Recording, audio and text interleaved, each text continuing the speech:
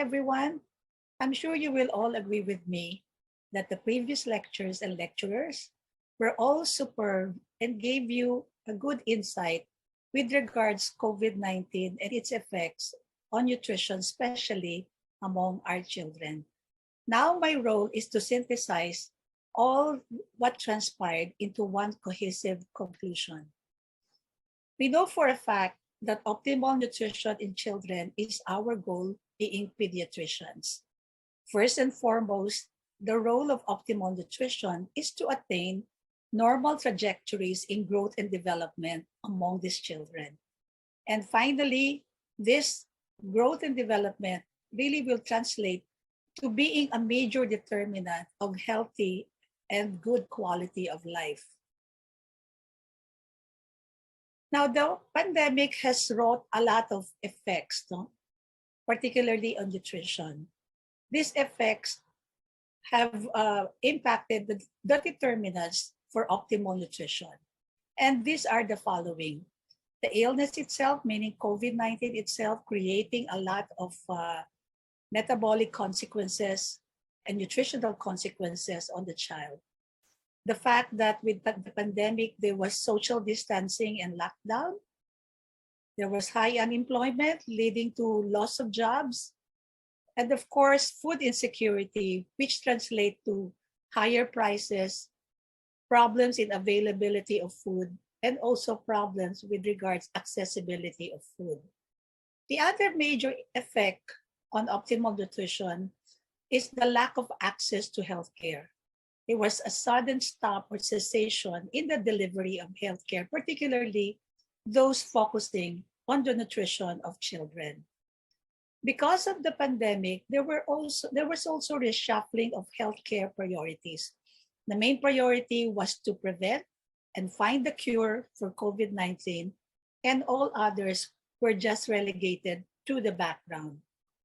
The pandemic also worsened social inequalities because of prolonged unemployment and at the same time loss of jobs and increase in inflation. Although mental health was not discussed in the lectures, we also have to contend that the pandemic also affected the mental health of the children in particular. We did not expect during the pandemic, number one, that our health services to be unprepared. No? Because our health services then, prior to pandemic, relied on face-to-face approach. And with the lockdown and the closing of all the healthcare delivery systems, the health services was not prepared to rely on other approaches other than face-to-face. We did not expect that nutrition will become less of a priority than other aspects of healthcare, as I was mentioning in the previous slide. We also did not expect that the wide-scale effects on nutrition will affect all sectors of society. For the first time, the poor and the rich were all affected by the pandemic. But the effects were more profound among those who are at high risk or those whom we call as the marginalized sector. In the meantime, as the pandemic raged on, our children suffered the most, both from the subtle and overt effects, or what we call the direct and indirect effects of the pandemic on their nutrition. And this resulted to what we call the triple burden of malnutrition. For the first time, this triple burden of malnutrition have been felt at one time and at the same time in one setting. And I'm talking about undernutrition, overnutrition, and obesity, and micronutrient deficiencies. Also, there were changes in eating habits that also promoted bad nutritional outcome, no? Like, for example, relying on low density and low quality food, less nutrient dense, which predisposed the children to either under, over, and also developing micronutrient deficiencies. However, there was light at the end of the tunnel because the pandemic really taught us something. I quoted this because I think this is a relevant quotation, that the pandemic is not a time for retreat, but rather a time for resurgence. This is not a time for compromise, but rather of courage. And as we navigate to the new normal, living with COVID-19 means the following: bringing out our best characteristics, like acceptance of the situation and facing the problem head on, resilience, meaning to say withstanding all the changes that happen, self-reliance, meaning to say all the other countries, our neighboring countries for the matter, are really into their own survival mode, no? And we really have to rely on ourselves now to combat this problem or to meet the challenges of this pandemic. Of course, we have to be responsive. No, it brought out the responsiveness in each one of us, as we also took care of our neighbors and our friends. No, and also it also fostered solidarity among the population, meaning to say we acted as one. It also, living with COVID-19 means realignment of different priorities. No, now we know that nutrition cannot be relegated to the background. We all know for a fact that that was highlighted in the lecture, that nutrition fosters good immunity, and this may have an impact on how we deal with COVID-19, especially in children. It also resulted to restoration and strengthening of all nutrition-related programs. Because in the event of the lockdown, what happened was all those programs were put into stop. No, like for example, the Operation Timbang, the warming, the programs related to infant and young child feeding, while creating new ones that are attuned to current times, as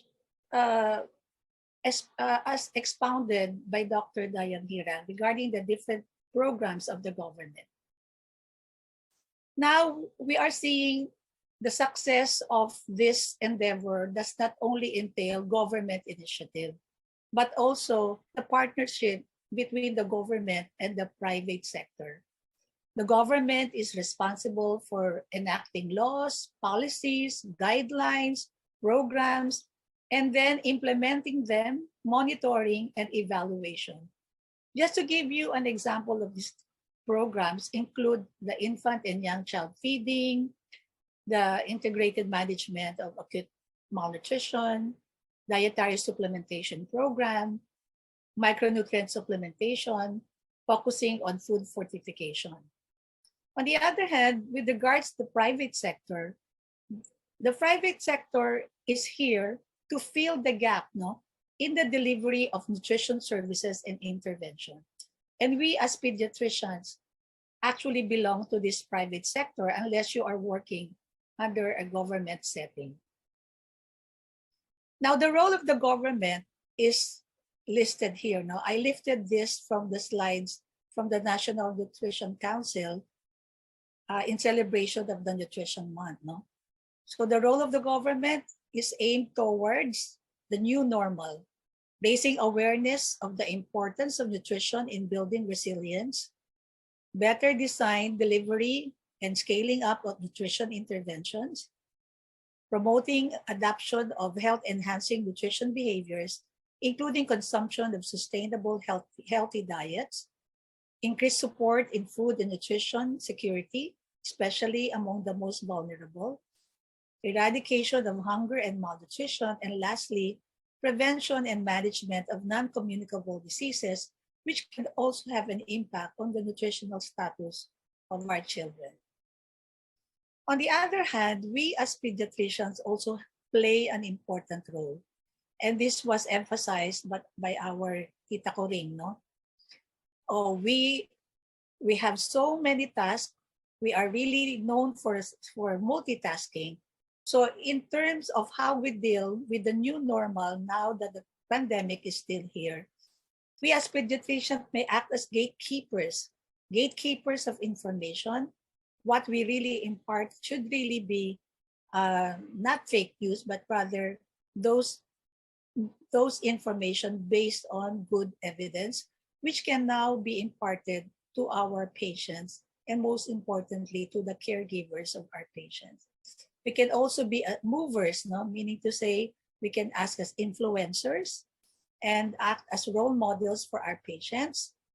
We can also act as innovators, no?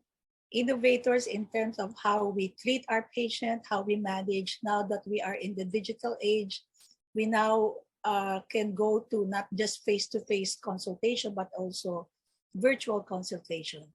Innovation means also doing other methods of how we can impart nutrition knowledge and management.